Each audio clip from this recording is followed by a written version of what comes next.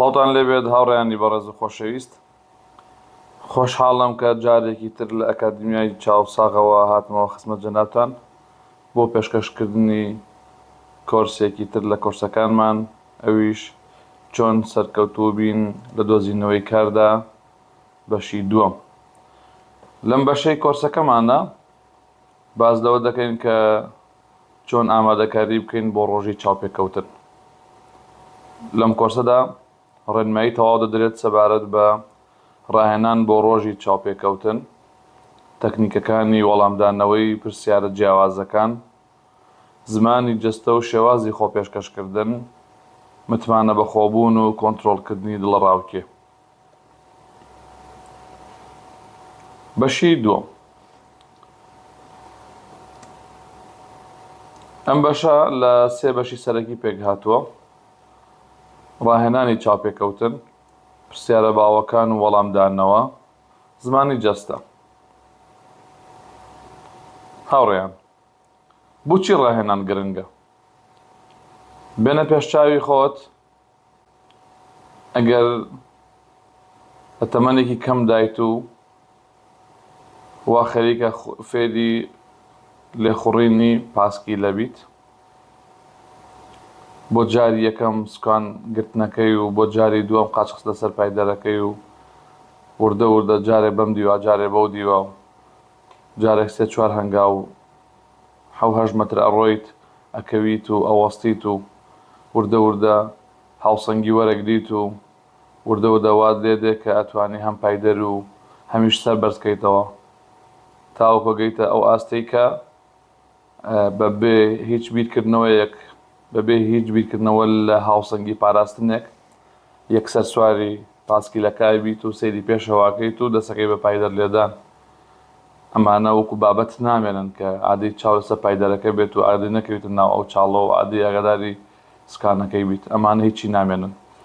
چۆن توانین بگەیت ئەم ئاستە بە ڕاهێنانکردنی بەردەوام، کەواتە لەوێ بینەوە بۆ ناو ڕۆژی چاوپێکەوتن.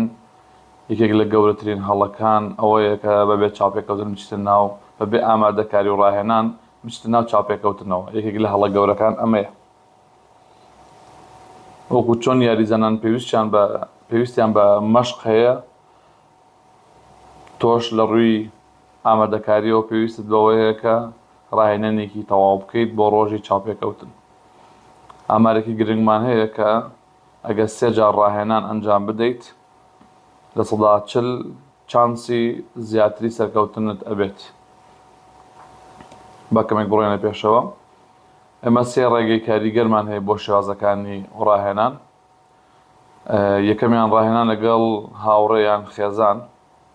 خێزان بۆ مانایی کە ئەگەر هاوسەرت هەبوو، هاوسەر، ئەگەر ناخۆشک، برا، باوک، دایک، ئەمانە لە بازنەی خێزاندا حسابیان بۆ ئەکرێت. ئەو کەسێک کە داتناوە لە بەرامبەرت ئەوە بێتە چاوپێکەوتنکاری ساختە و پێویستەکە زۆر بەجددی ڕۆڵەکەی ببینێت و دواتر فیدباکی ڕاستگۆیانە بداتەوە. ڕاهێنان لە بەردەم ئاوێنە، ئەمە بەشی دووەمیەتی یا ڕێگەی دووەمیەتی. لە بەرامبەر ئاوێنەیە دانیشیت، کۆمەڵە پرسیار لە خۆتەکەیت و دەست ئەەکەیت بە وەڵامدانەوە. سەری زمانی جەستەی خۆت بکە و کۆنتڕۆڵی خێرایی قسەکردنت بکە.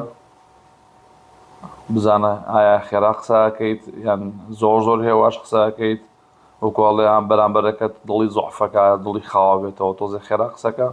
ئایا زۆر خێراکەی قسەکەی کە کەس لێت تێناگا، یان کەمکردنەوەی یانی ئەم پاشگرو و پێشگرانە کەم کەرەوە. بۆ ئەمانە دروستە بن لەبەرەوەی کە ئامادەنیت بۆ وەڵامەکان، بەڵام ئەگەر تۆ ڕاهێنانی تەواوت کردبێ ئەمانە نامێنن. یەکسەر چاوەڕێکی ئەو کەسە پرسیارەکە بکات بۆ تۆش 4 بۆ 5 جار ڕاهێنانت کردووە، جۆرە لە جۆرەکان وەڵامەکان لەبەرتن، کەواتە ئاسان ئەتوانی کە وەڵام بیتەوە، بۆ وەڵام ناگەڕیت. ڕێگەی سێمان تۆمارکردنی ڤیدیۆ یان دەنگە. کاتێک کە ئەمە دانیشتی ڤیدیۆی خۆتە تۆمار کرد، ئەو کاتە ئەتوانی دەرەنجامەکان بەراورد بکەیت، بزانی ئایا چۆنیت، دووبارە خێرایت یان هێواشیت، شێوازی دانیشتنت، زمانی جەستەت. ئەو کاتە لە ڕێی گرتە ڤیدیۆیەکەوە تۆ دەتوانیت کە خاڵە لاوازەکانت دیاری بکەیت و لەو خاڵانەی کە لە خۆت ناڕازیت دەستقی بە چاککردنیان.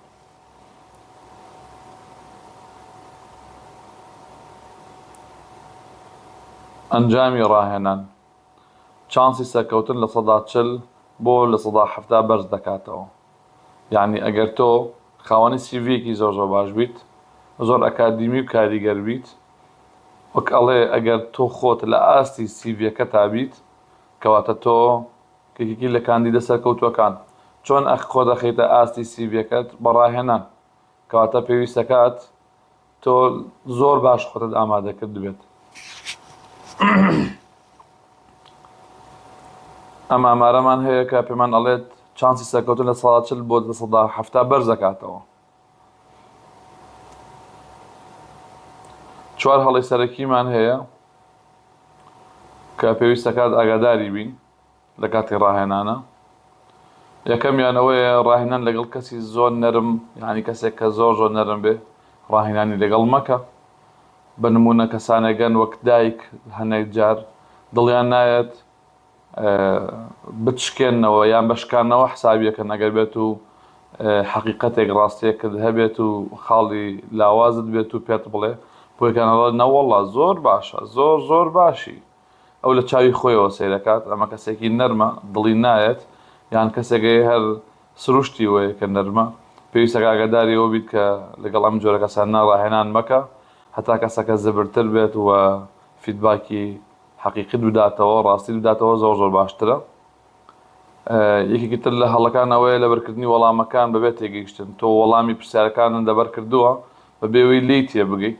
ئەمەش یەکێکی تر لە هەڵەکان کە ئاگاداری بیت، چونکە لەوێ ئەگە پرسیارەکە بگۆڕن تۆ وەڵامەکەی نازانی، بۆ وەڵامیت بۆ ئەو پرسیارە ئامادە کردووە و پێشتر لەبەرێک کردووە، بەڵام ئەگە بە تێگەیشتنەوە بوو ئەم وەڵامی کە ئێستا تۆ لێی تێگەیشتیت و لە مێشتا خەزنت کردووە، ئەتوانی بۆ چەندین پرسیار بەکاری بهێنیت.